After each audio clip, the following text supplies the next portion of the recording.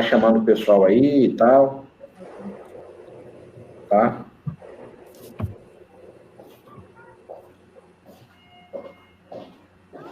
Já apareceu? Beleza. Boa tarde, pessoal. Nós estamos aqui aguardando aí as pessoas entrarem na nossa live. Nossos convidados já estão disponíveis aqui conosco. Mais um ano de criação da Fundação Rio Águas. 22 anos, desde 98, a Fundação foi criada com um projeto de lei de número 2656, aprovada dia 23 de junho de 98, e de lá para cá a Fundação Rio Águas tem tido vários avanços.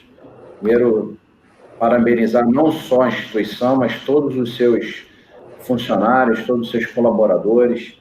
Nós temos pessoas que estão, desde a sua criação da Fundação, trabalhando, colocando o seu esforço pessoal e o esforço profissional para um melhor desenvolvimento da drenagem urbana e também do saneamento básico na nossa cidade. É um prazer, nós estamos recebendo essa nossa live, a nossa diretora de análise e fiscalização, a doutora Denise Borda, que é uma das fundadoras da Fundação, está aí desde o início, é uma guerreira e aguerrida para que as coisas aconteçam, que sejam feitas a contento, de maneira correta, dando um resultado satisfatório muito bom para os nossos projetos.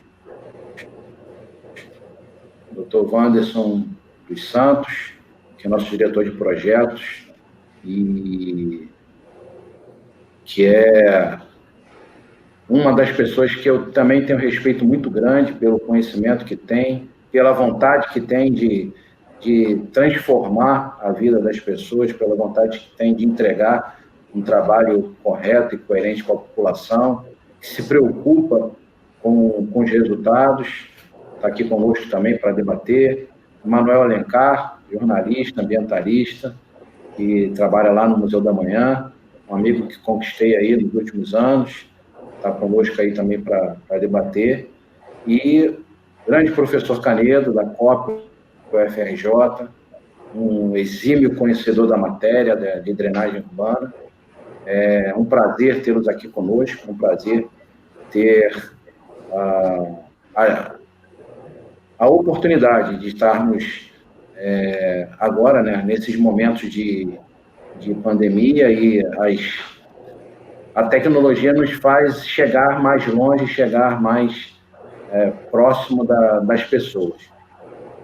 Fundamentalmente, a Fundação foi criada em 1998 em função de uma chuva emblemática que ocorreu em 96, em que tivemos vários desastres na nossa cidade, principalmente na região de Jacarepaguá, que houve ali um desastre muito grande, né? A gente teve perdas de vidas, assim, perdas materiais, uma série de problemas sérios, e alguns guerreiros funcionários da prefeitura que participavam da época de uma subsecretaria ligada à Secretaria de Obras foram, então, e aí eu destaco o trabalho do então primeiro presidente da Fundação, Carlos Dias, que foi guerreiro naquela época para poder fazer com que a Fundação fosse realmente criada, e trabalhando junto à Câmara de Vereadores para que a instituição existisse, que existe até hoje, né? Evolutivamente, no ano de 2000, a Fundação também assumiu um papel de protagonismo no saneamento básico na vertente de esgotamento sanitário, em que tivemos grandes investimentos de implantação de sistema de esgoto na região do Recreio dos Bandeirantes e Vargem Grande.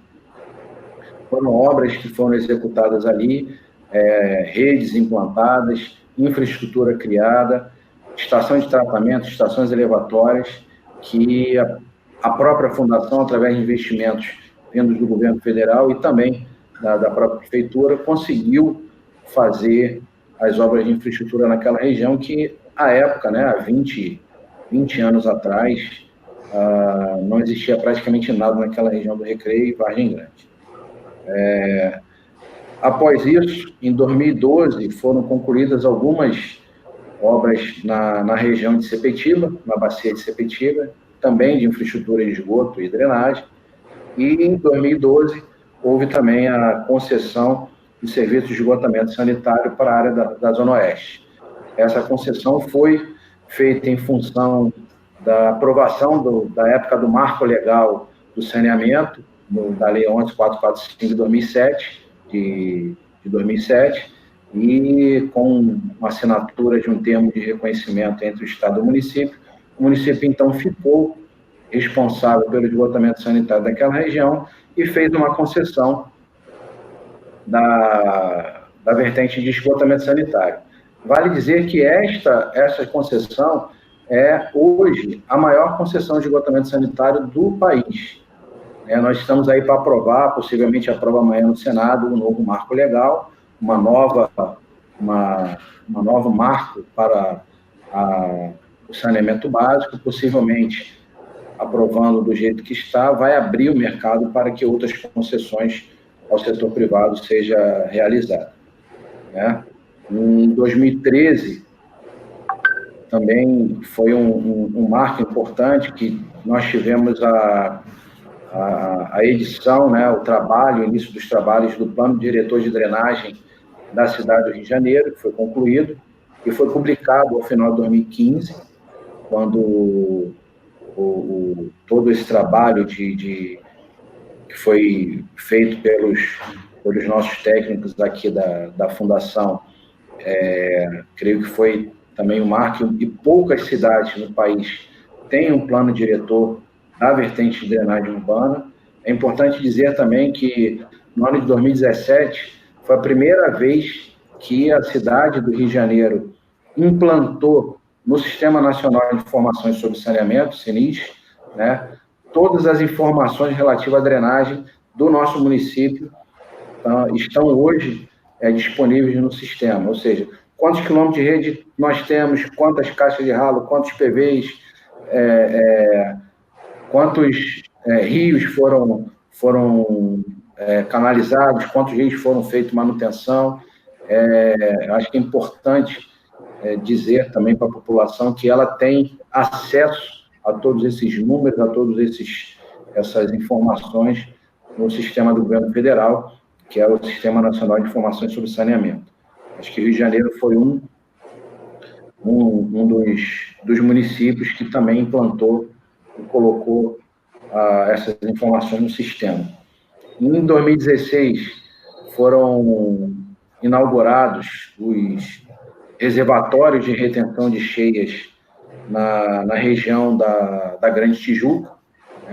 Nós tínhamos ali graves problemas de inundação em época de chuva, especialmente no verão, em que víamos ali há anos problemas na Praça da Bandeira, carro boiando, uma série de outros problemas e dificuldades que haviam, a partir de um trabalho, de um projeto que foi realizado aqui pelos nossos técnicos, foi então possível iniciar as obras em 2012, 2013, e entregamos então, ao final em meados de 2016, o último reservatório. Então, nós temos hoje o reservatório da Praça da Bandeira, o reservatório da Praça Niterói e o reservatório da Praça Banhagem, que somam ali uma retenção de praticamente 118 milhões de litros de água.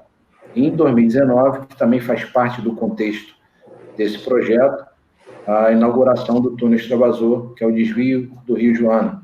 São praticamente 3 quilômetros de túneis que desviam o Rio Joana próximo ao Maracanã e desaguam diretamente na Baía de Guanabara.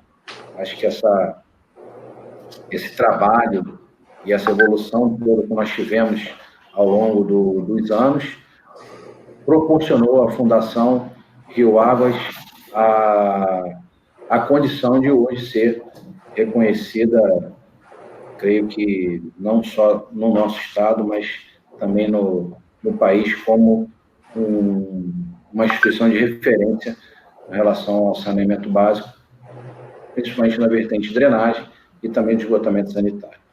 Eu queria voltar lá atrás e conversar com a Denise, para ela explicar um pouquinho para a gente do histórico, como foi essa chuva lá em 96, Denise. Acho que você participou, você estava na época na Serra, né? E queria que você abordasse um pouquinho para a gente aí. Primeiro, boa tarde, Cláudio, Vânice, Emanuel. Uma honra estar aqui com o professor Canedo, um dos grandes nomes dos recursos hídricos e saneamento do Brasil. Estávamos na Serra nessa época. Exatamente. Nos encontramos lá, trabalhava com o Gerson Kell, a Marilene Ramos. Então, nessa época, quando houve aqueles acontecimentos em 96, a maioria dos danos foi na região de Jacarepaguá.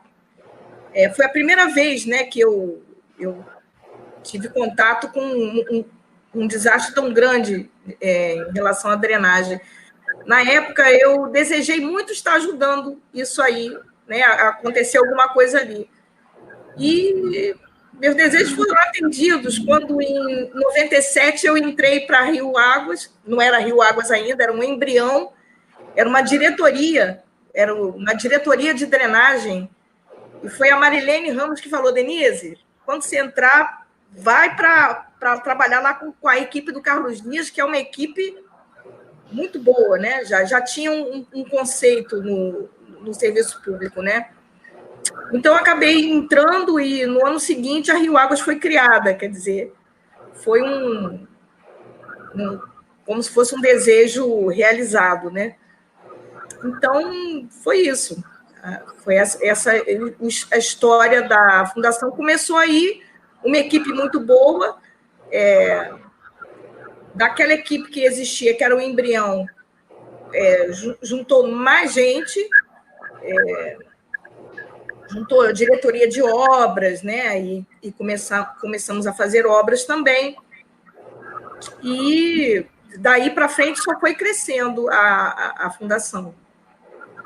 Professor Canedo, como é que foi essa chuva aí em 96? Quais foram os problemas maiores que ocorreram aí naquele momento? Cláudio, eu sou mais velho de vocês, já peguei elos temporais.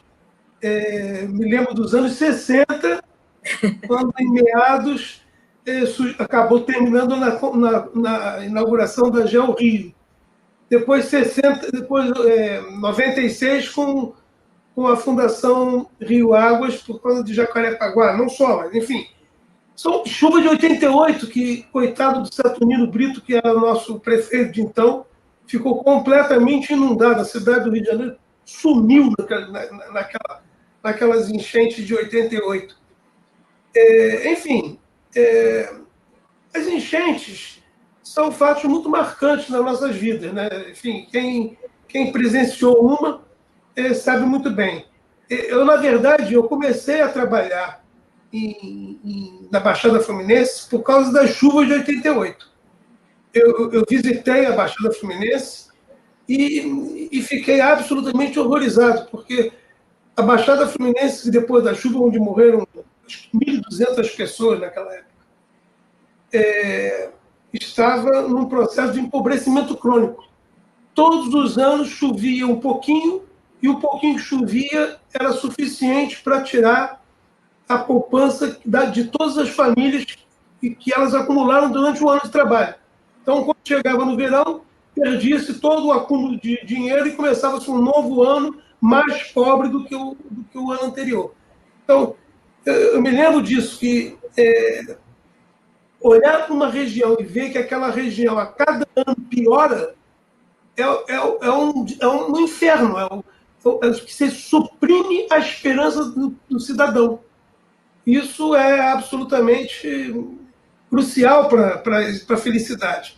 Então, eu nunca mais fui de trabalhar na Baixada Fluminense.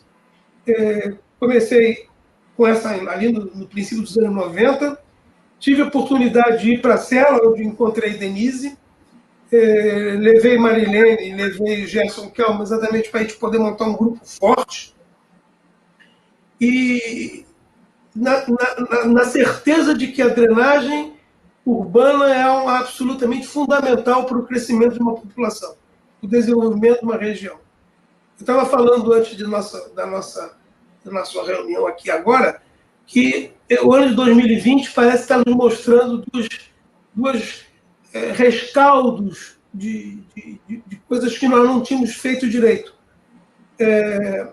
No princípio do ano, com as chuvas que tivemos em São Paulo, em Minas e no Espírito Santo, também no Rio, mas no Rio não foi tão grande, o Senado Federal tomou frente a uma decisão de, enfim, dar prestígio político e visibilidade ao problema da drenagem urbana. Fez lá uma audiência pública, belíssima audiência pública.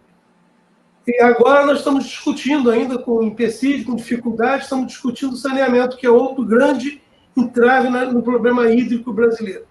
Então, parece que 2020 vai ser o ano da redenção.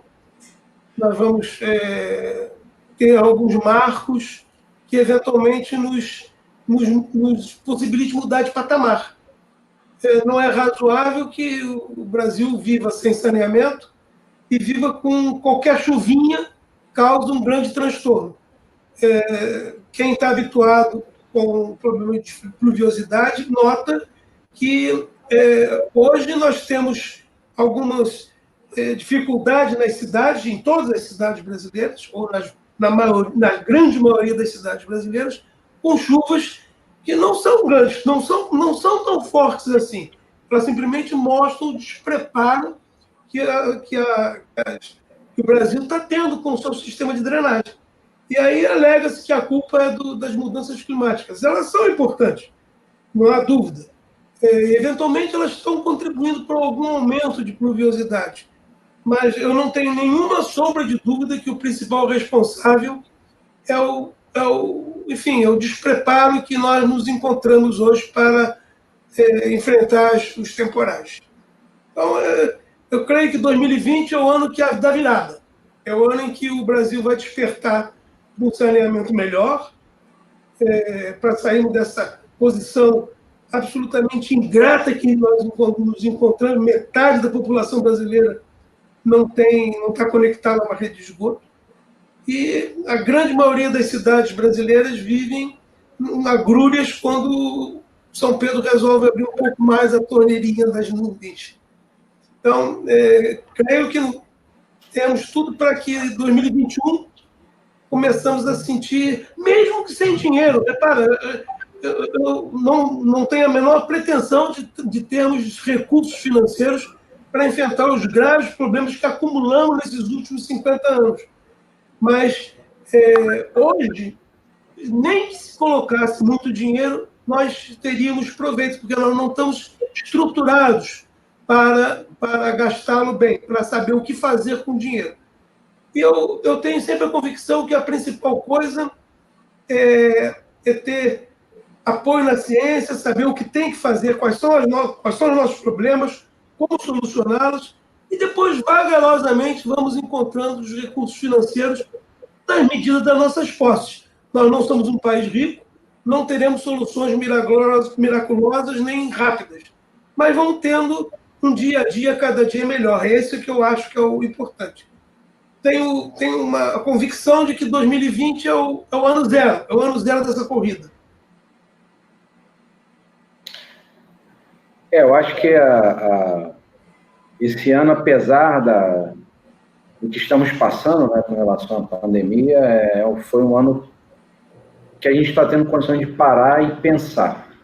É o que nós temos feito reuniões aqui com os diretores.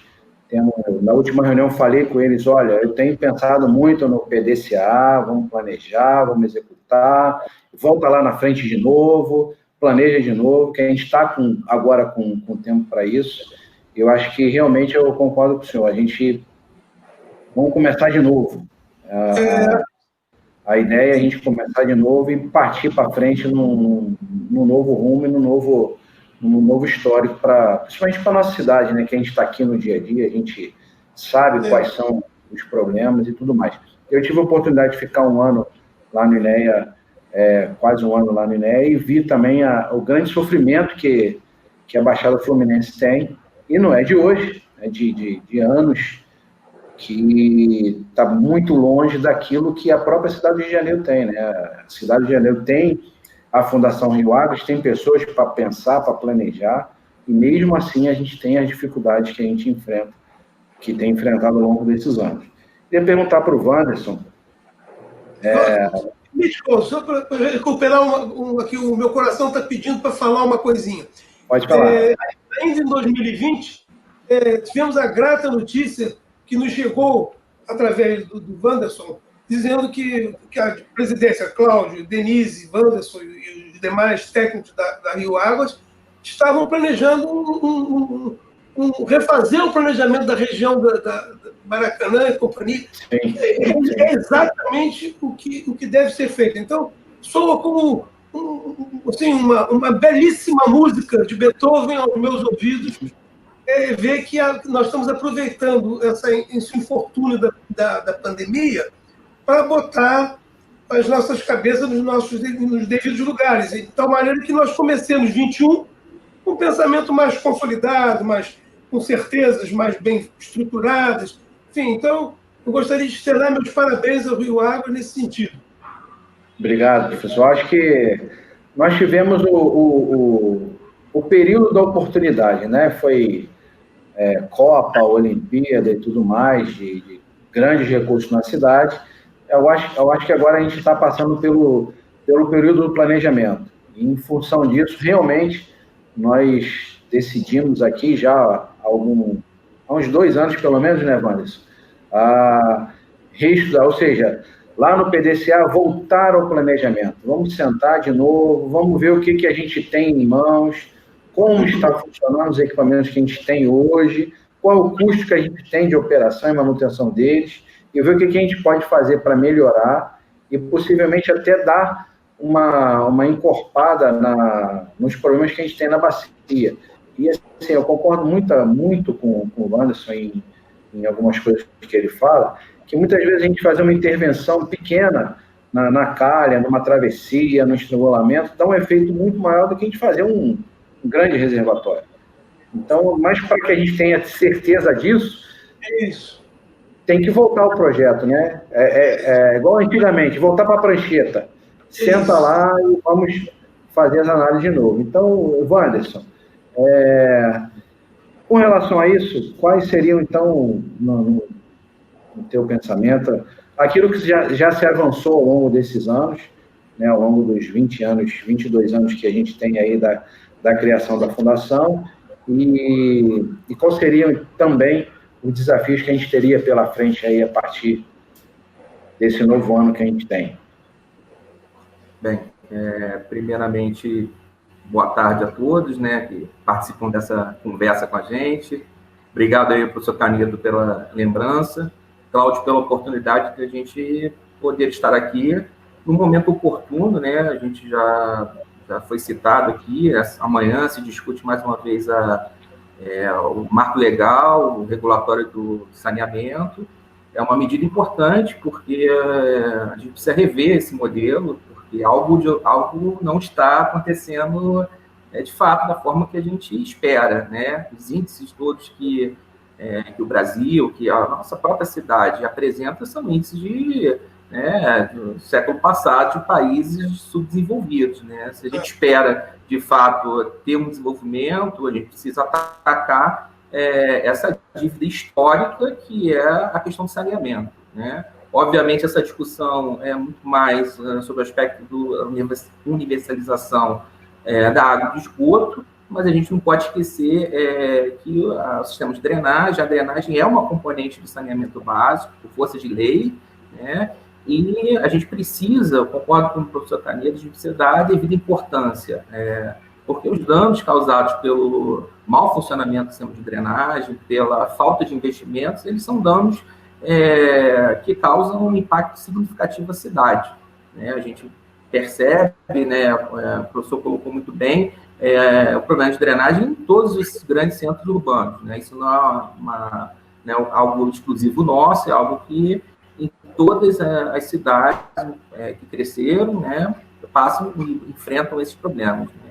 Então, a gente precisa, de alguma forma, atacar esse passivo, né? A gente planejando, projetando de uma melhor forma, pensando em soluções mais viáveis, né, economicamente, porque a gente precisa que elas sejam sustentáveis também, porque a gente tem um passivo grande. Não adianta investirmos uma quantidade de dinheiro absurdo numa área da cidade e termos em uma outra área da cidade pessoas que ainda pisam em valas negras, né?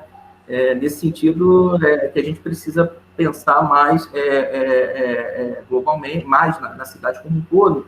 E foi assim que a gente chegou à conclusão que precisariam, de alguma forma, repensar no projeto do Mangue, né, da Grande Tijuca, que foi algo que a gente iniciou junto com o PDMAP. As estruturas foram implantadas, os reservatórios.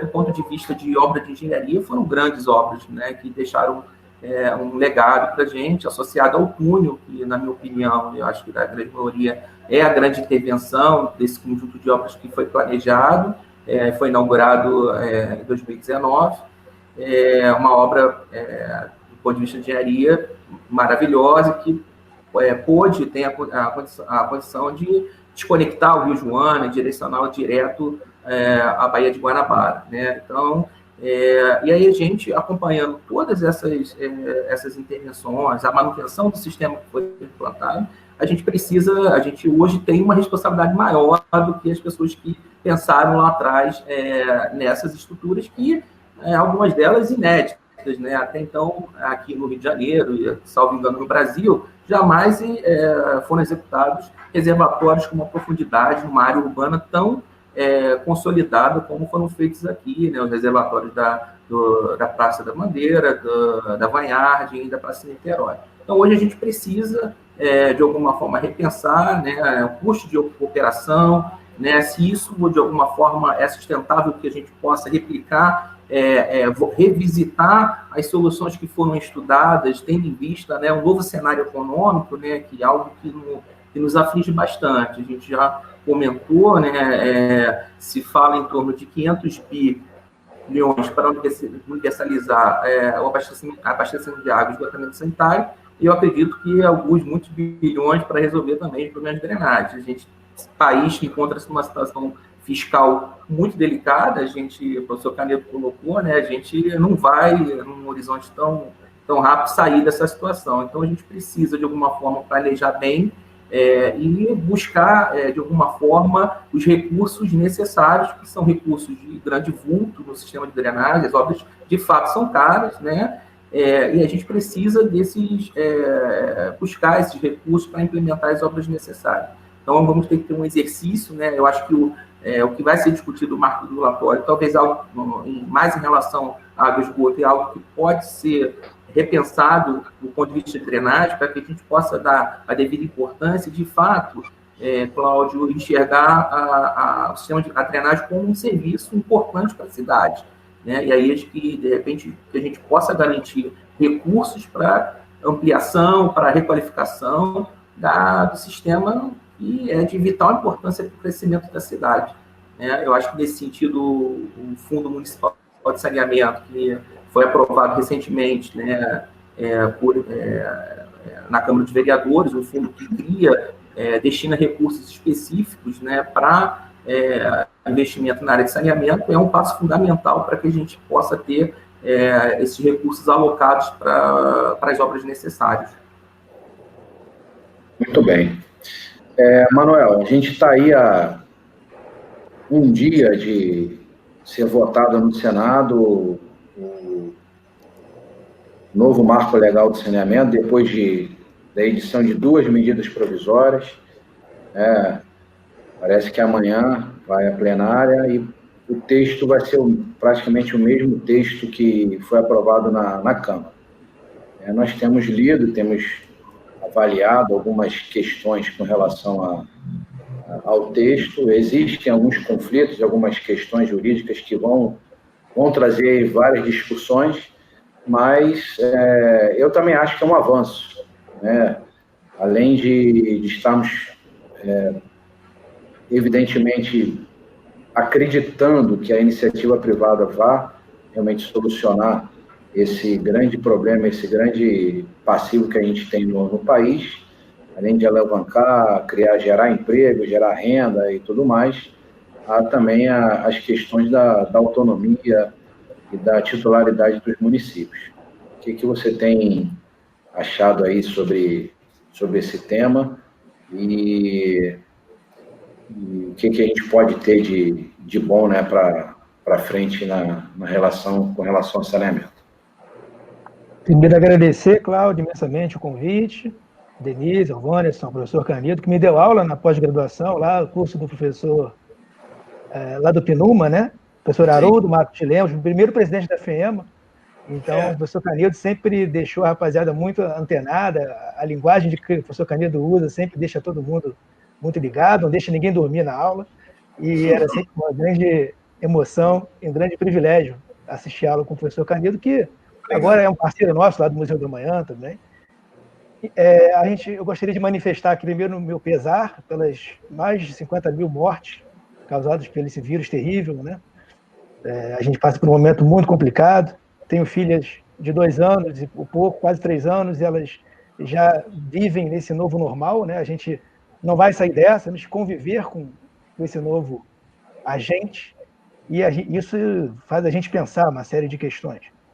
Sobre especificamente o marco do saneamento, eu estava aqui como jornalista ouvindo vários juristas e alguns pontos que chamam um pouco a atenção, e eu queria convidar todos vocês que estão aqui participando desse debate para ter uma atenção especificamente com o artigo 18A. Né? Inclusive foi objeto de uma crítica do senador Tasso Gereissati, que ele pontua ali que é um artigo que vai um pouco na contramão, no sentido de você adensar os conglomerados urbanos em áreas já providas de infraestrutura básica. Né? Diz o artigo: o prestador dos serviços públicos de saneamento básico deve disponibilizar infraestrutura de rede até os respectivos pontos de conexão necessários à implantação de serviços, nas edificações e nas unidades imobiliárias decorrentes de incorporação e de parcelamento do uso do solo. A leitura de alguns juristas é a seguinte: você está desobrigando essas incorporadoras privadas a investirem em algo que elas investem historicamente. Então, você está onerando ainda mais o poder concedente, que é o poder público. Então, precisa entender um pouco melhor alguns pontos da lei, né? Tem muitos pontos controversos, e inclusive que ele fala uma coisa e depois, quando vai explicar no inciso, diz outra coisa. Eu acho que um pouco natural desse processo, que é sempre muito delicado e suscita paixões e debates muito acalorados, muitas das vezes. Então, a gente precisa entender um pouco assim, qual o papel do setor privado na drenagem urbana. Eu estava lendo aqui recentemente uma reportagem falando de Teresina, no Piauí, que eles estão desenvolvendo um grande programa de PPP, parceria público-privada, com um investimento de 1 bilhão lá para Teresina em drenagem urbana. E aí, outro ponto que me preocupa bastante é que não vi no projeto de lei nada, nenhuma linhazinha sequer, uma referência à necessária solução baseada na natureza, renaturalização de cursos hídricos, trincheiras de infiltração. Isso é preocupante. Me parece que ainda há uma aposta muito significativa, muito contundente numa engenharia cinza, numa engenharia do século passado. Então, eu queria trazer esses pontos para a gente debater um pouquinho.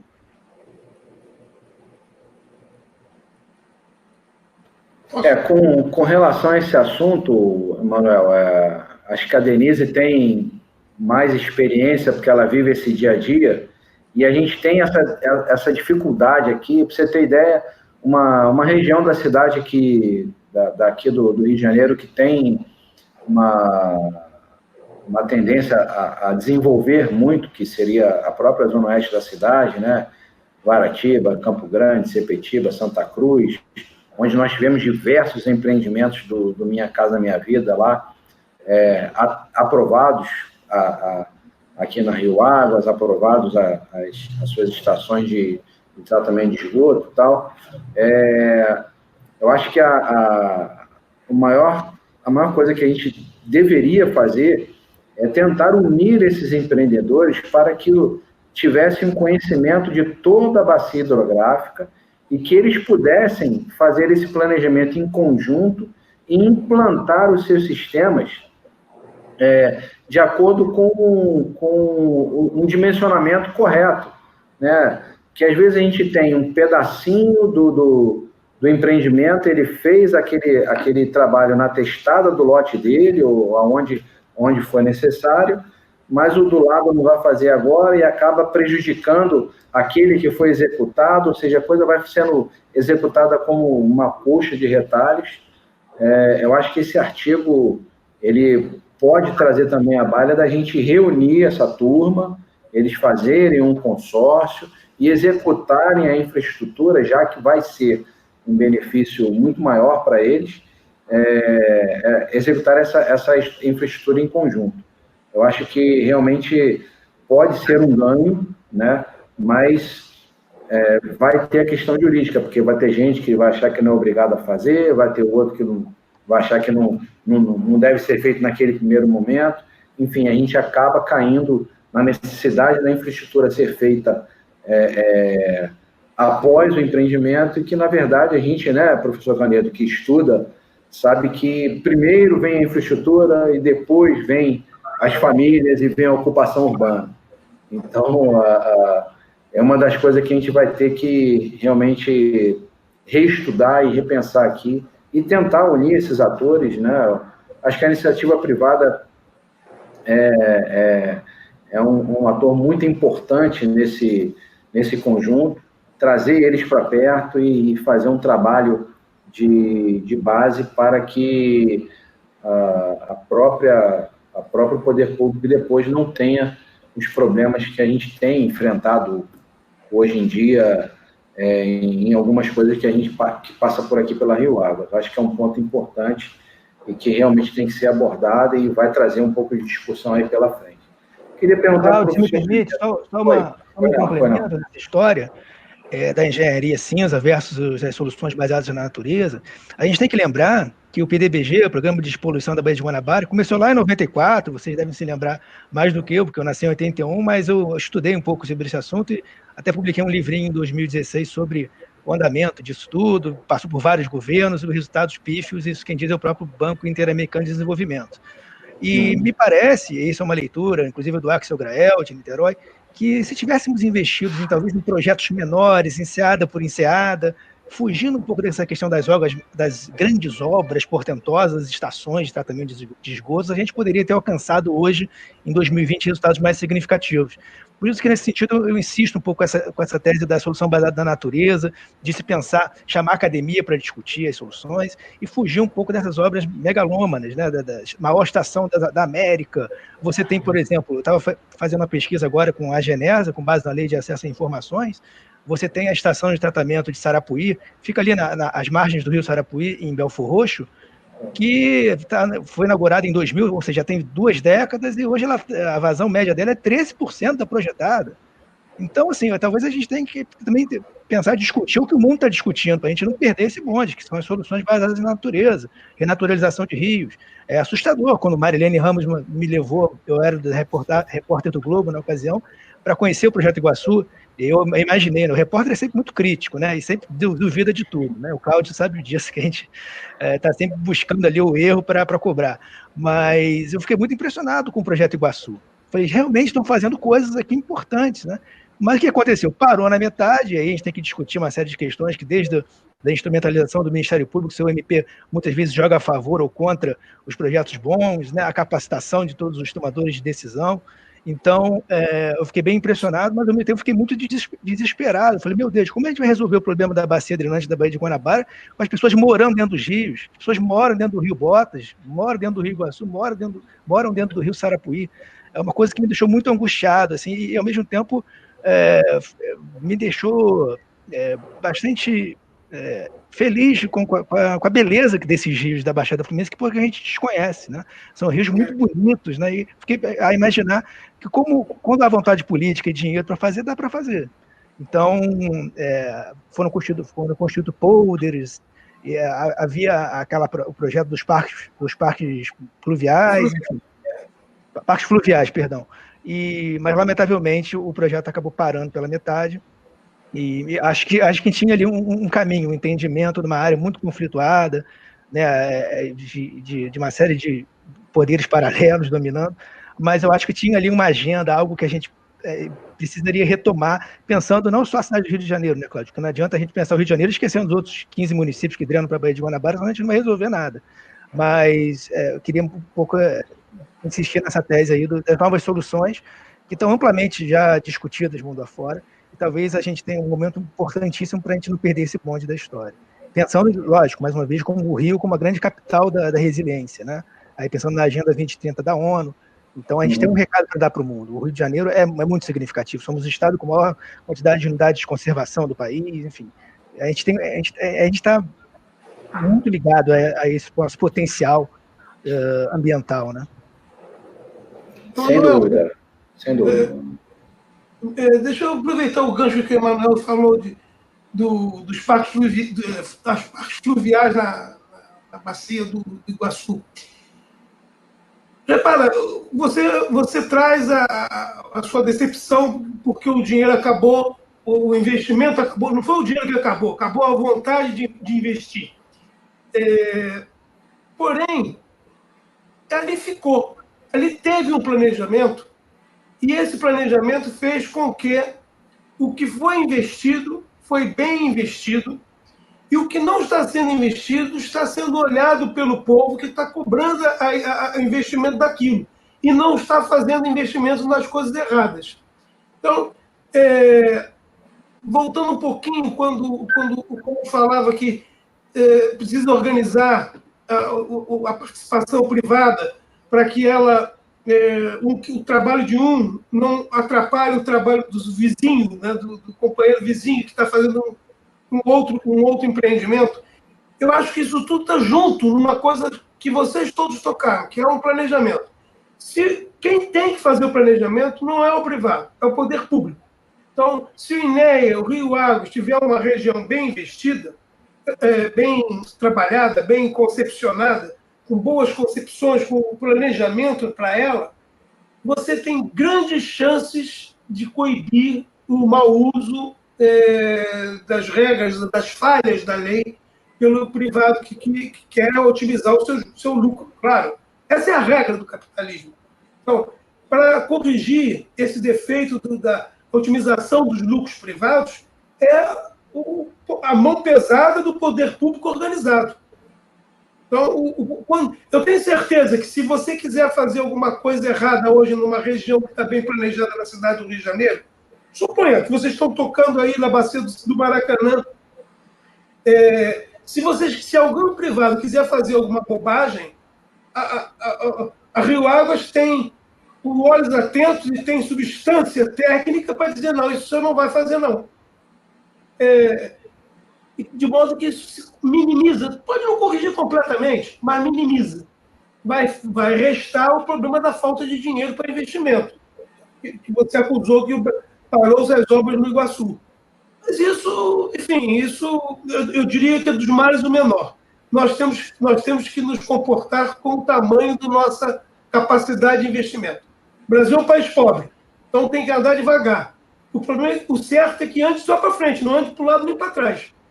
Com organização, com planejamento, ele fica menos possível de andar para o lado ou para trás.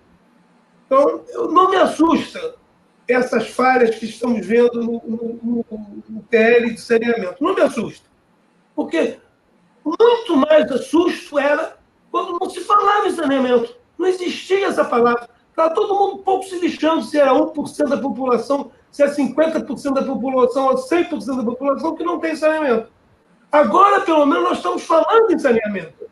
Então, é claro que as leis vão sair com muitas falhas, hein? Vai sair falha que não acaba mais. Mas eu tenho a convicção que se as entidades governamentais, que são as responsáveis pelo planejamento desse tema, tiverem as mãos firmes, vão corrigindo vagarosamente. Tem uma coisa que não está bem colocada no setor saneamento, que são essas. Nós vamos utilizar ainda o processo clássico de saneamento ou vamos entrar pelo tempo seco? O tempo seco vai ser uma solução inicial para o separador absoluto ou não? Então, tem muitas coisas a se falar. Mas, de novo, se tivéssemos se nós tivermos um bom planejamento, essas falhas são contornáveis, são temporariamente falhas, mas ao longo dos anos as coisas se corrigem. Perfeito. Eu acho que a Denise tem uma experiência grande com relação a esses aprovações desses projetos dos empreendimentos separados, independentes. Queria que a Denise abordasse alguma coisa sobre isso.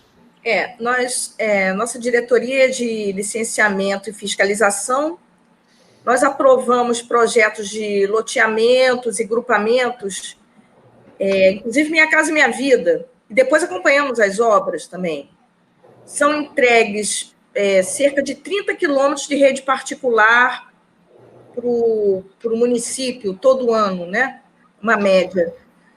E, assim, nós temos como desafio, né, unir um empreendimento ao outro para resolver a questão dos deságues de todos os empreendimentos. Nós, o quanto possível, tentamos unir todos os entes que estão fazendo, loteando ou fazendo grupamentos no mesmo lugar, para implementar soluções coordenadas para aqueles cursos d'água, né? Isso é um desafio, porque os tempos são diferentes das obras, né? Mas nós tentamos sempre, o quanto possível, unir, fazer com que todos participem de uma mesma solução, né? Conseguimos isso no Pontal Oceânico, foram vários grupamentos, e no final todos entraram num consórcio, né, e fizeram a solução de drenagem para aquela região ali, no final do Recreio. Sim? Pode falar, Denise. Então é isso, a gente tenta, o quanto possível, fazer com que os deságues sejam feitos em locais adequados, que a rede não seja só dentro do grupamento, mas extrapole até um curso d'água capaz de receber aquela drenagem, né? E o quanto possível tentamos unir várias empresas para executar uma obra que seja de maior porte no deságue, né? Na verdade, acaba ficando mais barato para o conjunto de investimento, né, do que fazer os serviços fatiados, todo pedacinho. Se juntar todo mundo, eles conseguem agregar e chegar no custo final até inferior ao que cada um poderia fazer individualmente. Isso é sempre... Eu queria abordar um assunto aqui, acho que o Wanderson e o professor Canedo têm, acho que a mesma opinião, com relação ao túnel extravasor ali da região da Tijuca, né? Aquele projeto antigo da década de 80, final da década de 80, início de 90, que foi até executado um trecho desse túnel ali no final da Rua Uruguai, em que teria uma transposição de bacia, jogando então um trecho da bacia do Maracanã lá para o costão da Niemeyer. E queria que você abordasse um pouquinho sobre esse assunto, que é um assunto que, quando chove muito, a gente tem alguns problemas, vem à tona de novo, as pessoas começam a falar, principalmente a turma mais antiga, né, da época do professor Caneda, bate aqui na porta: Cláudio, você tem que ver isso, tem que analisar aquilo. Então, acho que é importante a gente voltar nesse assunto aí e ver a opinião tanto do Wanderson quanto do professor Caneda. Deixa eu me lembrar disso aqui. Eu tive a oportunidade de ver o início dessas obras. Se não me falha a memória, a empresa chamava-se Serveng Civil San. Foi ela quem começou a fazer o túnel, escavando a rocha, um túnel em rocha em direção ao costão e escavou boa parte. A obra era muito cara. E ainda é uma obra muito cara, cujo desvio do Rio Maracanã é pequeno. Então, pouca vazão para muito dinheiro. Eu tenho a minha convicção de que, com esse recurso, nós podemos fazer coisas muito melhores na cidade, propriamente dita. Mas há uma insistência, o Cláudio tem toda a razão, uma insistência que está centrada no clube de engenharia, Cláudio. Todo ano, quando vai chegando o final do ano, começa o chuveirão, o clube de engenharia faz uma reunião e ressuscitam o tal do túnel extravasor. Tem muitas pessoas interessadas na execução desse túnel. Eu não acho que seja ruim. Eu acho que a relação custo-benefício não é muito boa. E eu, se fosse da minha competência fazer alguma coisa, eu pediria que fosse reavaliado a relação custo-benefício comparado com outras intervenções na própria cidade. Eu acho que o que a Rio Água está fazendo na Bacia do Maracanã é, sem dúvida nenhuma, anos-luz à frente. Eu devo dizer que esse túnel que vocês estão fazendo com Joana é, no meu ponto de vista, a grande obra da cidade. Muito mais importante do que todos os três... Não, da Praça da Bandeira não, porque a Praça da Bandeira precisa ter água benta derramada nela, porque é um marco na nossa cidade. Não é possível. Mas as outras duas são, para mim, são de menos importância do que o túnel extravasor do Joana. Essa é a grande obra. E se você olhar dinheiro investido e benefício causado, eu não tenho dúvida nenhuma que essa é disparada a primeira obra que a cidade já fez nos últimos anos. Enfim, então eu acho que o túnel do Cervenho e Silvio Santos, que tira água da cabeceira do Maracanã para o Costão, poderia ter uma lógica, hein? Se conseguíssemos unir o problema hídrico a um problema de mobilidade. Porque você vai criar um túnel em rocha que não é usado nenhum dia do ano, a menos do dia da grande enchente. Então, é um investimento que só usa alguns dias do ano. Eu me lembro que uma vez nós fizemos o seguinte exercício.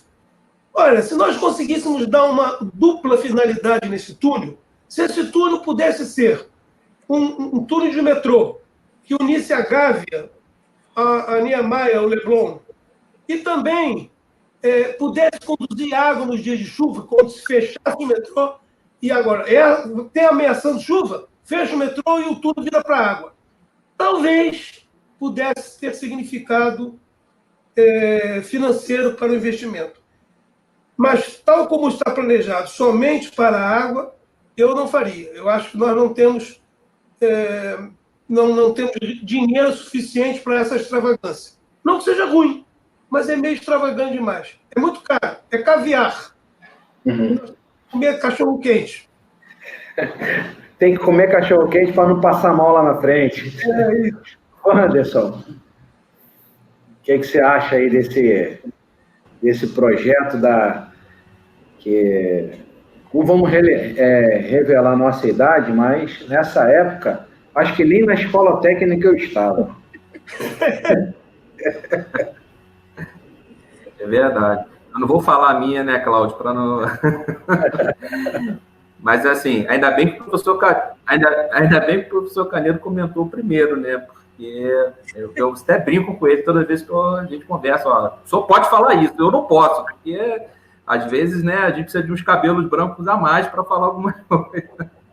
Mas a verdade é essa, né? Toda vez que a gente tem algum problema na região, né, da própria Bacia do Mangue ou da Zona Sul, né? Porque o túnel extravasor, a proposta inicial, ela pegava a vertente da região do Mangue, do Maracanã, ele cruzava e pegava também o Rio dos Macacos, né, naquela região do Jardim Botânico, e o Braço do Rainha jogando no Costão da Niemeyer, né?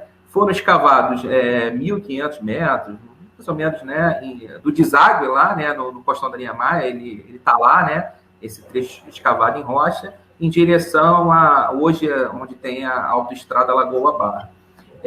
Bem, como o professor Canedo colocou, né, a redução, né, o impacto dessas retiradas, né, dessa desvio na bacia, nos trechos mais próximos à região da Praça da Bandeira, era muito pequeno. E hoje, isso foi avaliado, né, no âmbito do plano diretor, e hoje a gente teria um complicador. Como o projeto um pouco antigo, da década de 70, ele sofreu uma revisão. Os locais de captação estão ocupados pelas comunidades dessa região. Então, mesmo que ele fosse possível, a gente precisaria subir, né, fazer essas captações em pontos mais altos da bacia. E isso diminuiria ainda mais a eficiência, porque, em última análise, a gente está pegando menos área e conduzindo. Então, do ponto de vista de eficiência, a gente está numa situação um pouco pior. Se na proposta original ele já não, a relação custo-benefício já não fechava, agora, com a condição que a gente tem de ocupação daqueles maciços, a situação piora um pouco. É importante destacar que a gente sempre coloca, né, e a gente já conversou na CAERJ, e a gente chegou a fazer um grupo de trabalho para discutir essa questão, e depois, vamos então só pensar na vertente da Zona Sul, né? Não atravessar para a vertente da Zona Norte, só pegar a região da Zona Sul e aproveitar o túnel que está escavado, escavar um túnel para resolver os problemas de enchentes e inundações no Jardim Botânico. Antes de falar disso, só um parênteses, né? Quando a gente fala do túnel, todas as propostas que foram selecionadas, a proposta que foi selecionada, lá tem um estudo de alternativa desse trabalho, o túnel extravasor não era a única obra, existiam inúmeras intervenções nas calhas também. Então, isso não é colocado, né? Não era simplesmente somente o túnel extravasor. Existiam algumas dezenas de intervenções, né? Você faria praticamente o túnel e mais a canalização de vários trechos dos rios, dos principais rios, o Rio Joana, Maracanã e Trapixeiros, na bacia do Mangue. Então, assim, hoje, em função do que já foi implantado, a eficiência desse trecho do túnel nessa vertente da bacia do Mangue, ela fica comprometida. Do ponto de vista da Zona Sul, né, a gente poderia pensar, né, mas é uma obra ainda assim cara, né? A gente pegaria uma captação do Rio dos Macacos na região do Jardim Botânico, é uma região de preservação, né? É uma região, a captação planejada e projetada é onde hoje existe aquela ocupação dentro do Maracanã, daquela área de moradias que existe um litígio com o Jardim Botânico. Então, a gente entraria de alguma forma nessa, né, fazendo uma captação numa área. E assim, fazendo essa transposição, né, tirando essa contribuição do Rio dos Macacos para a Lagoa Rodrigo de Freitas e jogando no Costão da Niemeyer, né?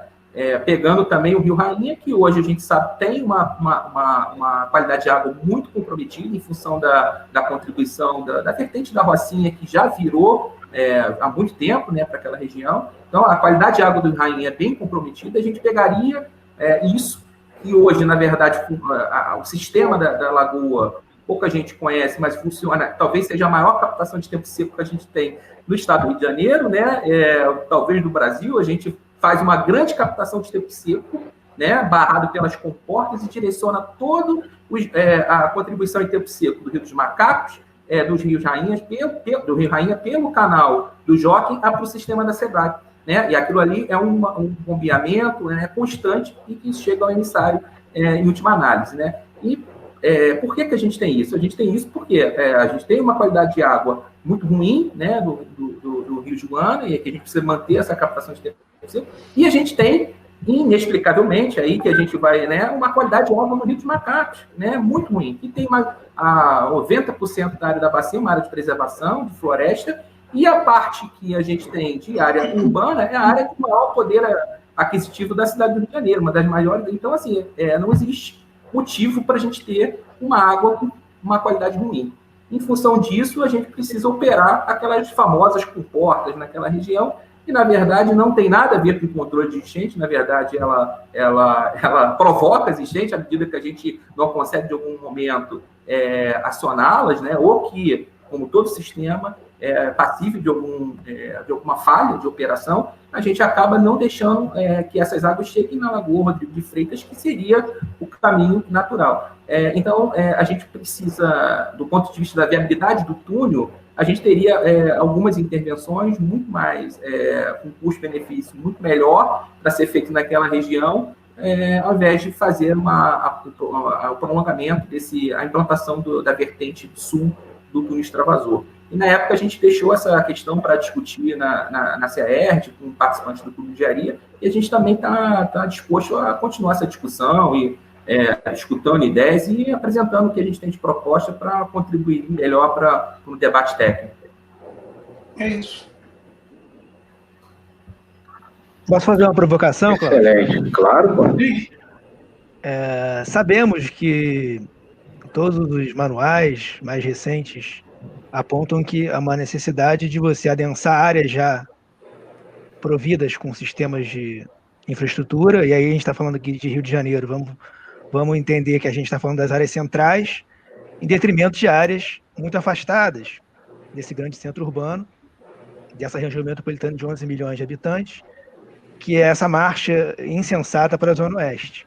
E aí você tem uma série de problemas decorrentes quanto a isso. O solo de turfa, que é um solo que não é o mais adequado para você construir, né? Mas me parece que aí isso não é uma questão dessa gestão ou de outras, mas há uma enorme dificuldade do poder público em frear essa marcha para o oeste. Aí a gente tem que lembrar que o PO das Vargens está em vigor. A gente precisa lembrar que essa discussão sempre está muito contaminada na Câmara dos Vereadores, é muito difícil você botar freios nessa questão. Então, eu queria ouvir um pouquinho de vocês, como técnico já da Rio Águas há bastante tempo, e aí eu lembro também, acho que é muito importante a gente sinalizar que quem toca, no fim das contas, o órgão são os funcionários de carreira. Né? Eu estava fazendo um levantamento outro dia e levei um susto, Canedo, porque nos últimos 11 anos, o Instituto Estadual do Ambiente, o INEA, teve 7 presidentes. Como você consegue avançar num cenário desse, sabe? Cada entrada... Quando troca o presidente, troca um monte. Exatamente. E aí eu quero fazer referência aqui a um documento muito importante que me deixou bastante surpreso, até de alta qualidade. Cláudio era, na ocasião, diretor da Rio Águas, de dezembro de 2015, que detalha todas as subbacias, as obras principais a serem feitas. Então, está muito bem mapeado, e eu acho que a gente tem que sempre fazer referência à qualidade técnica do servidor público, que eu acho que muitas vezes fica esquecido. A imagem que as pessoas têm do serviço público é muito pior do que, de fato, ele é. Talvez seja um problema de comunicação da minha área, enfim. Mas eu tenho certeza que a Rio Águas, a SEDAI, enfim, outras empresas públicas são órgãos de extrema excelência. E muitas vezes a sociedade não consegue perceber isso. Né?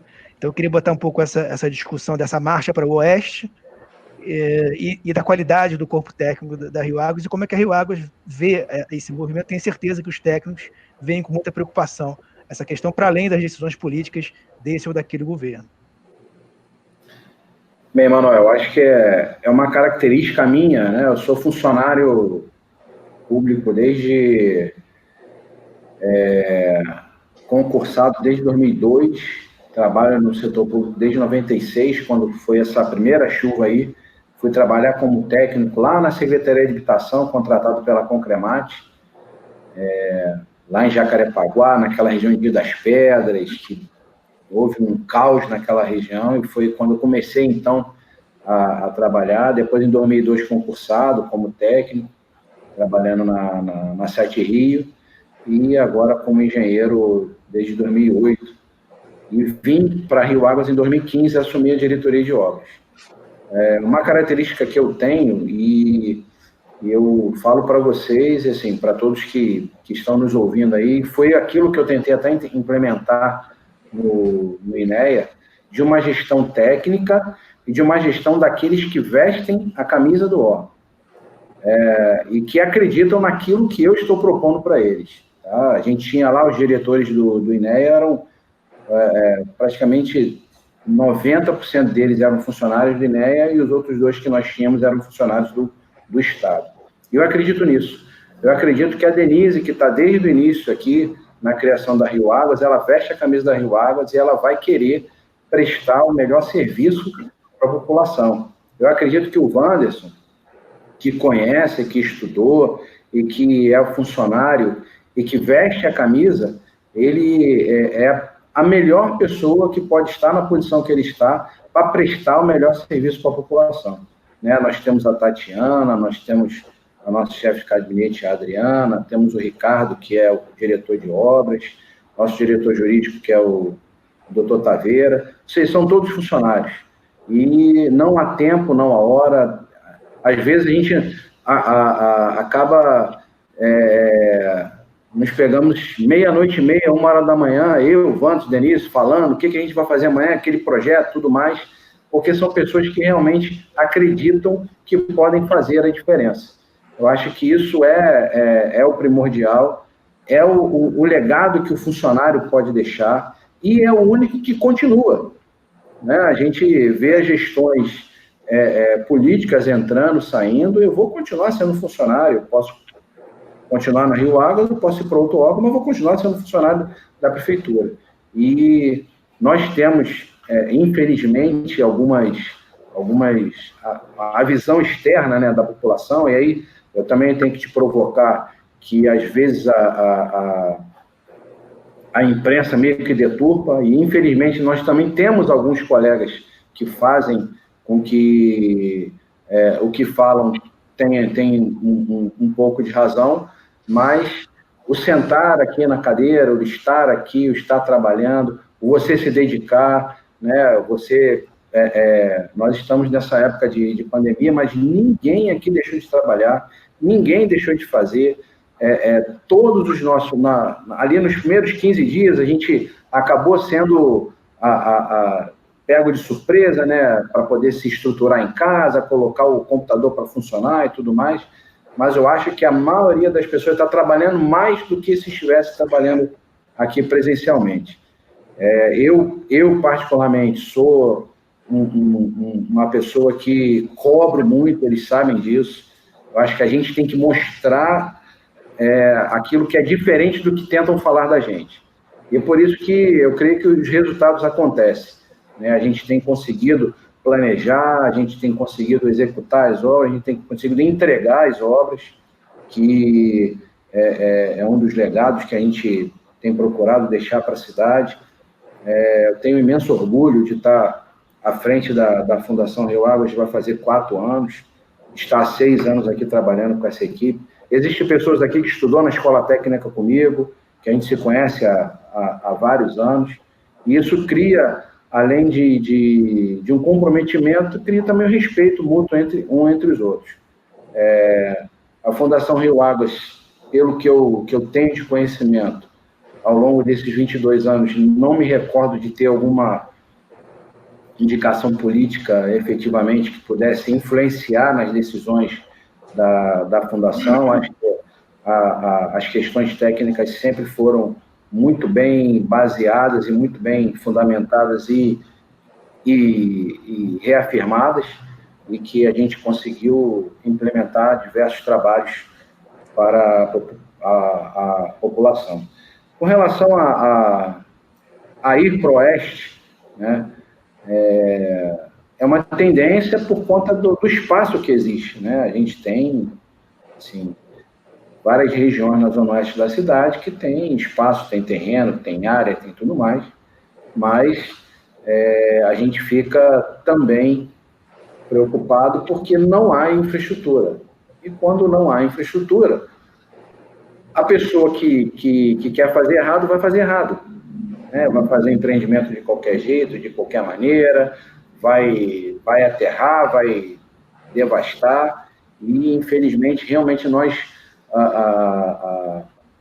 não temos infraestrutura e nem estrutura para fiscalizar efetivamente, e eu não consigo. Para você ter ideia, essa semana nós fizemos uma abordagem numa comunidade que está crescendo à margem do rio, ali em Vargem Grande, e tivemos que ir lá com apoio policial, tivemos que fazer um trabalho antes e tudo mais, e a gente tem aqui pessoas normais, como todos, né? Com uma camisa, com um crachá, e você chega lá, você é abordado por pessoas armadas, que intimidam, que fazem com que o próprio funcionário fique com medo de ir lá fazer o serviço que ele é de direito e que ele é de dever também. Eu creio que, para a gente poder adensar e ocupar a zona oeste da cidade, nós temos que planejar, nós temos que dar oportunidade para o empreendedor formal de fazer corretamente. É isso que eu falo com os diretores aqui, Denise e Wanderson. Olha, se a gente recebe um projeto mal feito, nós temos a obrigação de chamar o projetista, chamar o empreendedor, tem que fazer dessa maneira, tem que orientar, tem que forçar com que ele faça a coisa da maneira correta e direita, e nem que a gente tenha que sentar e ensinar a pessoa a fazer, mas não ficar só no papel, olha, está errado isso, faz de novo, daqui o cara volta daqui a 2, 3 meses, está errado de novo, e acaba enrolando e a pessoa vai acabar fazendo, né? E não é isso que a gente quer que seja feito da maneira correta, da maneira clara e dentro dos parâmetros que as normas e as leis nos indicam.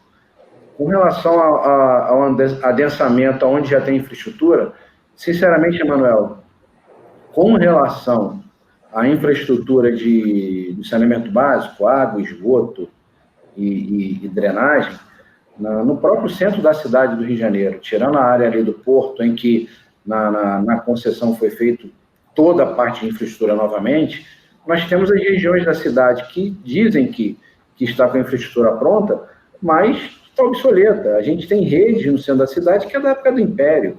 Nós temos redes na zona sul da cidade do Rio de Janeiro que é de manilha de barro ainda, que está colmatada, que não tem condição de dar continuidade à utilização dessas redes. E tem que se fazer e reinvestir nessas regiões, né? Nós temos aí a região aqui de Botafogo, onde é a sede hoje da Fundação, né? Nós não podemos garantir que as redes que aqui estão, a gente está com um prédio aqui a quase 200 metros sendo construído, e que antes era um conjunto de casas. Nós tínhamos ali 30 pessoas morando, nós vamos ter um prédio com quase 100 apartamentos. A rede de esgoto da rua vai comportar esse acréscimo de pessoas, né? E algumas coisas que as normas nos falam que a gente tem que calcular, por exemplo, uma residência com 4 pessoas morando, cada unidade cada compartimento habitável com tantas pessoas. Existem lugares da cidade que essa realidade não comporta. A gente não pode calcular uma rede de esgoto numa situação em que a gente calcula para 4 pessoas morarem, mas moram 10. A gente calcula a rede de esgoto dentro das normas, ela não vai atender a realidade daquele local. Então, existe uma série de coisas que tem que ser repensada, tem que ser planejada. Não adianta a gente sair fazendo investimento e os investimentos grandes e enormes, foi o que eu falei. Nós passamos o momento da oportunidade em que poderiam ter colocado dinheiro para fazer essas obras, mas agora é o momento da gente voltar para a prancheta, reavaliar, olhar de novo para o nosso umbigo, ver o que está errado, o que a gente pode melhorar, o que a gente pode avançar, e às vezes intervenções pequenas com investimentos menores, a gente consegue ter resultado muito maior. Acho que é isso que a gente hoje está voltando para esse planejamento, entendeu? E uma dessas coisas, quando eu voltei para cá, para Rio Águas, em outubro do ano passado, que nós sentimos a necessidade de implementar no município do Rio de Janeiro, coisa que não existia ainda, né, um fundo municipal de saneamento, em que a gente pudesse, então, angariar recursos para que a gente pudesse investir efetivamente nessas pequenas intervenções que dão grandes resultados. Então, a gente sentou aqui com a equipe, eu já conhecia, sabia da estrutura, sentamos com o pessoal do jurídico, fizemos uma proposta, né, o prefeito acreditou nessa nossa proposta. Também queria agradecer muito ao prefeito Marcelo Crivella, que tem nos dado a oportunidade, tem nos ouvido, e nós conseguimos colocar um projeto de lei na Câmara e aprovamos no final do ano passado, em que a gente pode receber recursos, nós podemos, então, fiscalizar e fazer algumas fiscalizações com relação à interligação de clandestina de esgoto nas redes de água pluvial, que isso estava meio no limbo. Quem é que fiscalizava isso, né? Quem é que verificava isso? Então, assim, hoje, uma simples interligação, a gente pode aplicar penalidade. Antigamente tinha que comprovar que existia o dano ambiental para aí, assim, a SMAC poder fazer alguma coisa. Então, peraí, existe uma coisa antes disso, né? Então, você tem uma rede de esgoto disponível, você não está interligado, vamos notificar, vamos fazer com que a pessoa interligue, se não interligar, a gente vai aplicar as sanções pertinentes. Então, isso eu creio que já foi um avanço. A gente está agora na fase de regulamentação dessa lei, do decreto. Já mandamos para a Câmara a implementação da questão orçamentária para incluir e a gente poder avançar nesse assunto. Receber recursos de outorga, de uma série de outras fontes, pegar recurso no governo federal diretamente. Então, assim, eu acho que o Fundo Municipal de Saneamento, para a cidade do Rio de Janeiro, é um legado que a nossa equipe vai deixar, mas que eu tenho certeza que é um avanço muito grande para a gente poder avançar na implementação desses projetos que nós temos aqui.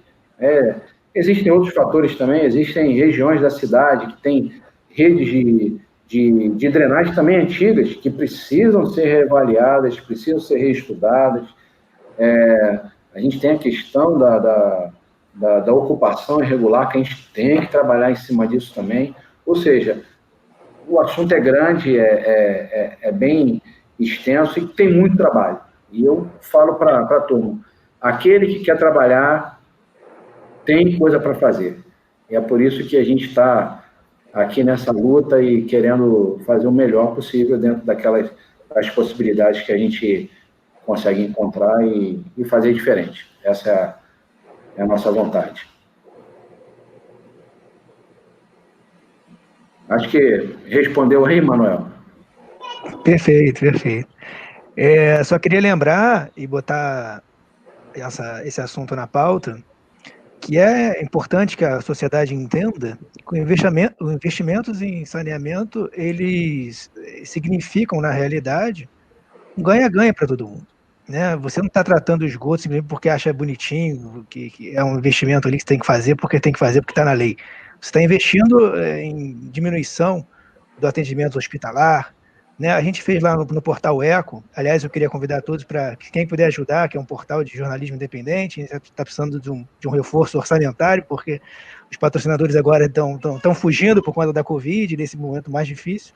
Mas a gente levantou ali que, por exemplo, a estação de tratamento de esgotos do Guandu, que abastece mais de 9 milhões de pessoas na região metropolitana do Rio, a SEDAI gasta algo como 700 milhões ano para tratar a água bruta que vem ali do Lagoão, que eles chamam ali do Pantanal Iguaçuano, que na verdade drenam 3 rios ali, Poços, Queimados e Ipiranga, que são rios com uma tabela periódica de poluentes. Né? Então, quer dizer, a situação do Rio Guandu é pior ali do que o Rio Guandu em si. E se a SEDAI tivesse resolvido aquele problema ali, ela economizaria 100 milhões ano. Então, assim, não há justificativa para não fazer a obra de saneamento. É isso que é importante que a sociedade entenda. Né? O lucro da SEDAI foi de 1 bilhão no ano passado. Só você ver lá, entrar no site da SEDAI, está lá o relatório. Então, é fundamental que a sociedade entenda de uma vez por todas que investir em saneamento é um ganho para todo mundo. Você tem Duque de Caxias, Canedo, com 19.500 pessoas por ano com diarreias e doenças de veiculação hídrica, que vão ocupar postos de saúde, hospitais. Isso pós-Covid, é o nosso drama, é uma situação que não dá mais, é insustentável a gente pensar em século XXI, uma situação de calamidade dessa. Então a gente procura no jornalismo trazer todos esses elementos, ter muito cuidado, né, Cláudio, aí com as informações rasteiras e imprecisas. Quando você fala do tratamento da SEDAI, você tem que dizer que a análise feita pela UFRJ, por exemplo, que provou que não era geosmina, é na água bruta, não é na água tratada que está sendo distribuída para as pessoas. Daqui a pouco as pessoas estão achando que está bebendo água com coliforme fecal. Calma. Eu acho que a gente tem uma responsabilidade muito grande como comunicador de pontuar muito bem as questões. Quer dizer, o que você está falando? Você está falando que a gente está bebendo coliforme fecal? Né? Isso é um desrespeito enorme para quem trabalha na Itaguandu, que faz um trabalho ali de excelência. Não há problema você, o professor Canedo pode até explicar um pouco isso, não há problema de você beber uma água que vem praticamente de um esgoto puro. O problema é o custo disso. Né? Qual é o custo disso? A gente está disposto a ter 19.500 duque-caxienses doentes por ano? Isso é razoável no século XXI? Então, a gente tem que ter muito esse cuidado no jornalismo ambiental para não repetir algumas informações, ainda mais em períodos eleitorais, em períodos em que a SEDAI tem suas ações alienadas aí, e aí essa é uma outra discussão, se deve ou não deve fazer a concessão dos ativos da SEDAI, enfim, mas eu acho que a gente tem que ser, primeiramente, jogar limpo, né? Assim, o que você está falando? Quando você trazer essa questão, você tem que dizer que a análise foi feita na água bruta, não na água tratada. Passa por um processo muito grande de desinfecção, né?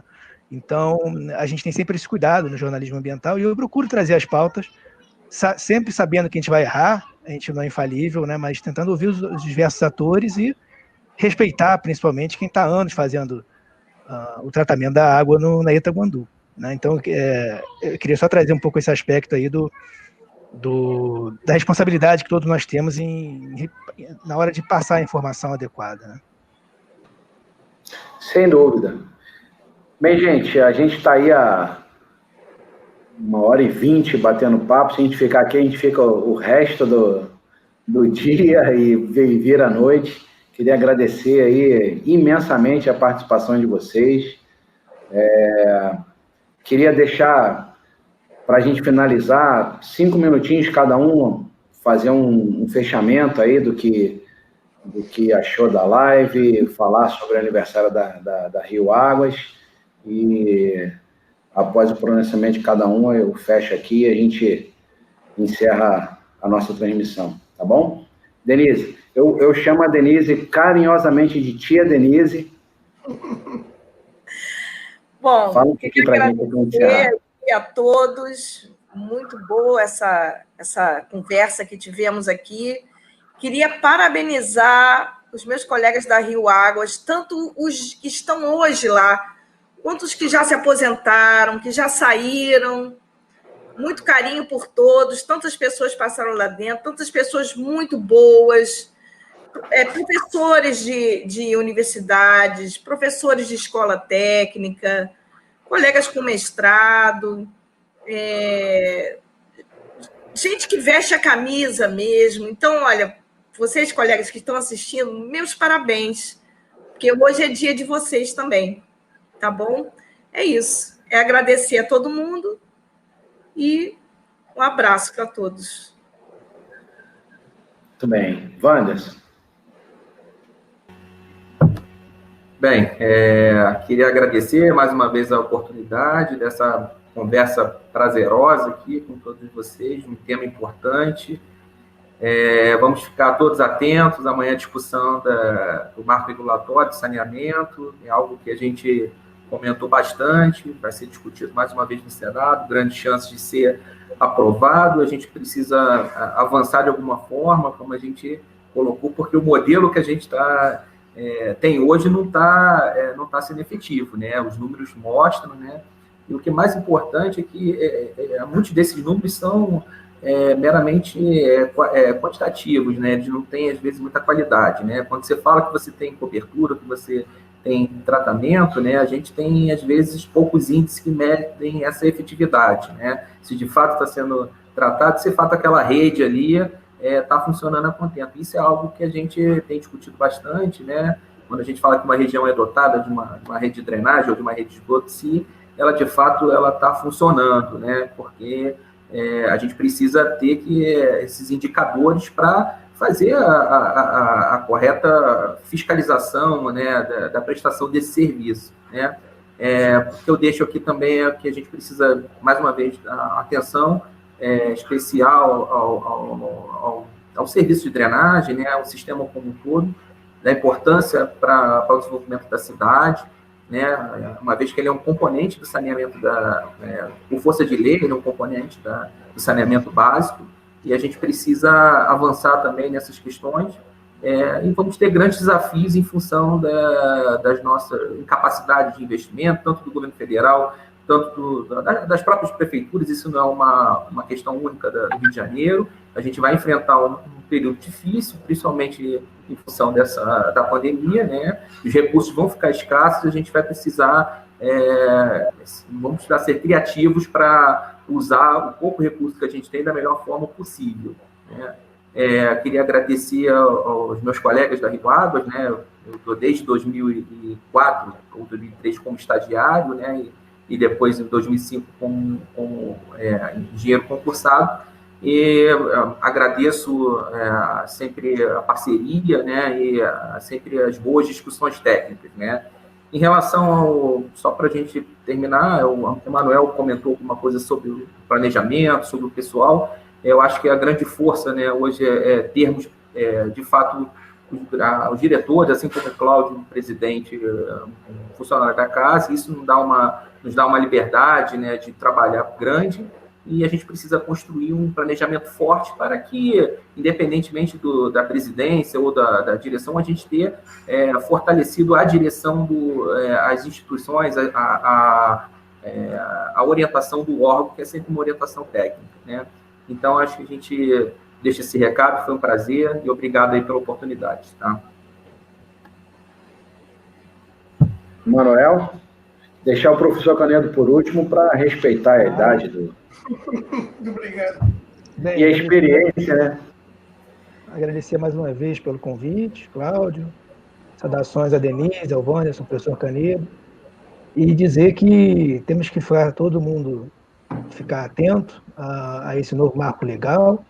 E eu me recordo aqui de um aforismo do Barão de Tararé, que ele dizia o seguinte: o mal dos governos não é a falta de insistência, é a insistência na falta.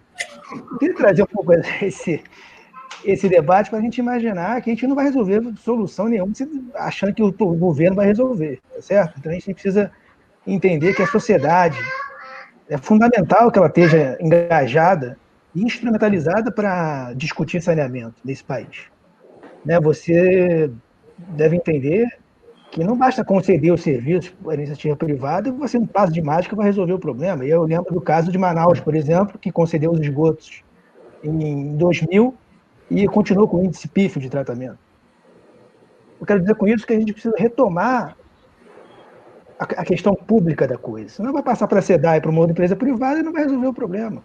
Eu acho que quando a gente fala de drenagem, é a mesma coisa, a sociedade precisa estar engajada, e eu lembro de um trabalho muito bonito feito pelo pessoal da Escola Nacional de Saúde Pública, pela ENSP, da Fiocruz, que é o Rio ou o Valão, trabalho com o pessoal ali da subbacia do Canal do Cunha, e traz a rapaziada, a molecada, para discutir de fato se é um rio, se é um valão. Acho que só dessa forma a sociedade vai poder caminhar e a gente vai ter aí, de fato, avanços significativos nos próximos anos. Queria mais uma vez dar parabéns para todos os funcionários da Rio Águas e me botar à disposição aqui como mais um agente aí, um carioca que está muito a fim de discutir e avançar nessas discussões, e dizer a vocês todos que não tenham medo de falar com jornalistas, né? Eu acho que a gente pode inaugurar uma relação mais aberta, mais transparente. É fundamental que a gente mude um pouco essa cultura dos órgãos se fecharem e terem sempre uma reação mais refratária à imprensa, né? Eu acho que a imprensa também está mudando de maneira muito significativa. Quando eu me formei na UF em 2006, era de uma maneira, hoje é outra completamente diferente. E eu acho que a democratização da mídia é fundamental. E ela tem que vir acompanhada também da democratização do acesso da coisa pública, das informações, né? Não é nenhuma... quando a SEDAI fornece informação para mim, ela não está fazendo nenhum favor, é uma obrigação, mesma coisa da Rio Águas. Então, mais uma vez, aí, agradecer a participação de todos e parabenizar, né, os funcionários que levam a Rio Águas bravamente por anos e anos. Professor Canedo. Eu gostaria de parabenizar, através dos 3 representantes dirigentes da Rio Águas, pedir que eles levem a todo o corpo de funcionários os agradecimentos pelos trabalhos já feitos e incutir a importância do trabalho que vocês fazem. Não só a questão de drenagem não é só uma questão de Estado, uma questão de progresso. É também uma questão pessoal. Para uma família que mora perto de uma região que inunda ou de uma região que não tem coleta de esgoto, o saneamento é a vida dele, é a saúde dele. Então, é uma questão individual, é uma questão coletiva de um pequeno bairro e é uma questão estrutural de uma cidade.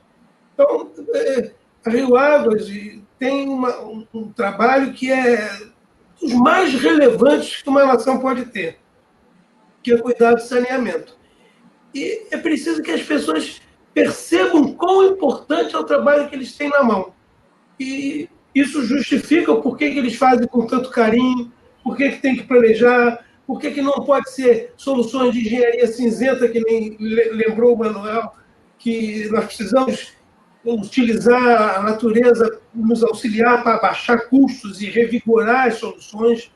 As soluções de engenharia têm a sua vertente junto com a população. Se a população não compra a solução não vinga.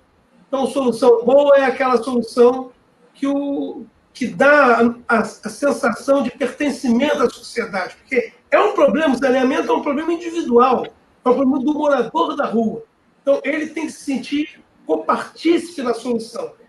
Isso, ele se sente podendo opinar, podendo se fazer ouvir aos dirigentes que cuidam do assunto e contribuindo. E aí, se ele se sente pertencente a isso, ele cuida.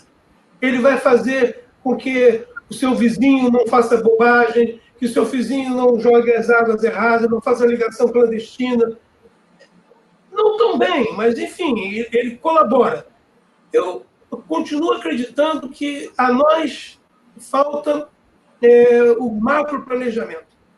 Se nós tivermos um macroplanejamento, e quanto mais detalhado for, mais fácil é para os dirigentes fazerem a população e os demais funcionários, não só da sua repartição, mas os correlatos, da SEDAI, ou das outras entidades municipais, que o trabalho conjunto, interagindo todo mundo, é a única forma de alcançar o sucesso e darmos satisfação à sociedade que nos paga.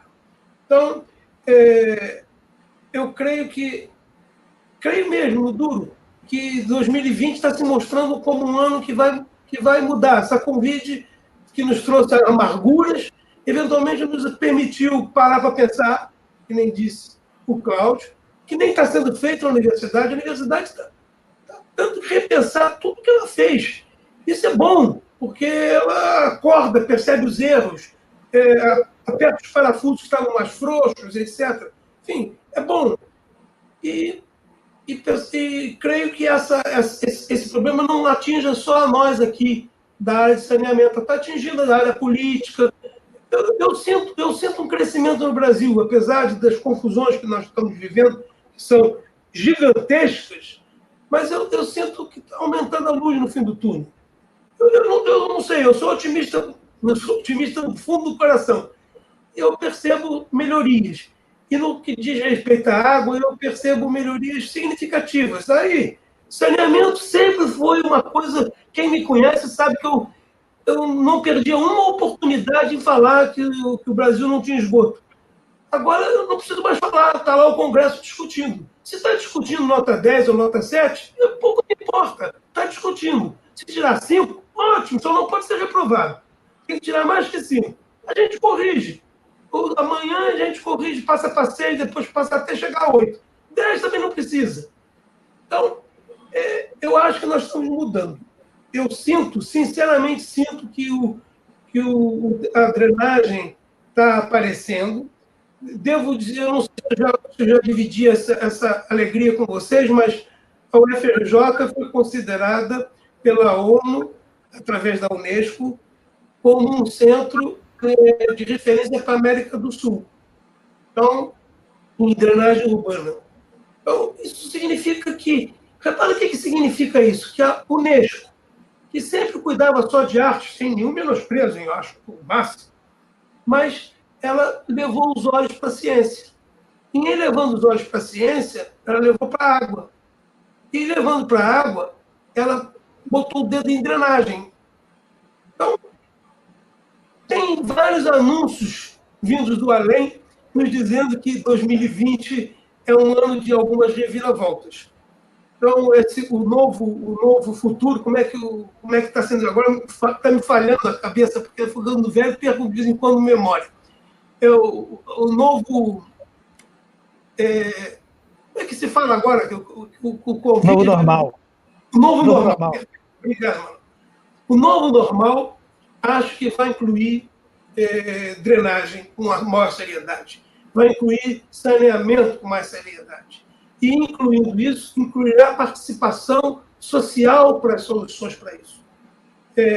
E que é absolutamente fundamental. O engenheiro, a Rio Águas, os professores, a imprensa, nada vão conseguir fazer de bom, de firme, se não tiver uma adesão de todos os usuários. Stakeholders, todos têm que estar envolvidos. Senão, não há solução final boa. Então, eu acho que esse novo normal incluirá um pouco disso. Devagar, é tudo devagar. Eu sei que os anos futuros virão com pouco dinheiro. Também não me incomoda, porque, de novo, nós vamos caminhar na nossa capacidade de investimento, mas caminhando para frente, sem se arrepender dos passos que vamos dando no dia anterior. Então, desejo que a Rio Águas usufrua desse novo normal de uma forma ampla, o mais que possível. E parabéns ao pessoal de drenagem, ao pessoal de saneamento, por ter o seu trabalho reconhecido, sim, pela sociedade como um todo, inclusive agora pelo Unesco ou em Companhia Limitada. Então, meus parabéns e mais 22 anos com bastante alegrias e bastante, enfim, coisas boas para contar. Muito obrigado, professor Canedo, obrigado, Emanuel, Wanderson, Denise. Queria, para finalizar aqui, agradecer imensamente a todos que participaram aí, que assistiram a nossa live. Agradecer imensamente a todos os funcionários e colaboradores aqui da Fundação Rio Águas, que sem vocês a gente não conseguiria tocar nenhum projeto, sem o esforço, sem a vontade, sem a dedicação. Nada do que a gente entregou até então seria possível se não houvesse um engajamento de toda a nossa equipe. Eu digo aqui, em uma das nossas eventos de final de ano, que nós não somos nem equipe, nem somos time, nós somos uma família, chamamos a Rio Água de família Rio Água, que família a gente briga, discute, fica de bico um com o outro, mas depois volta a se falar, volta a brincar, volta a fazer. Então, nós conquistamos isso aqui na Fundação Rio Águas e isso acho que não tem preço. São 22 anos, dos quais eu estou aqui há 6 e com muita alegria, muito prazer. Sou imensamente grato a Deus pela oportunidade que me deu, ao prefeito pela oportunidade que me deu, de estar à frente dessa instituição que é uma instituição de excelência, com profissionais excelentes, com uma equipe e uma família que faz a diferença. E eu creio que o saneamento básico na nossa cidade vai avançar muito.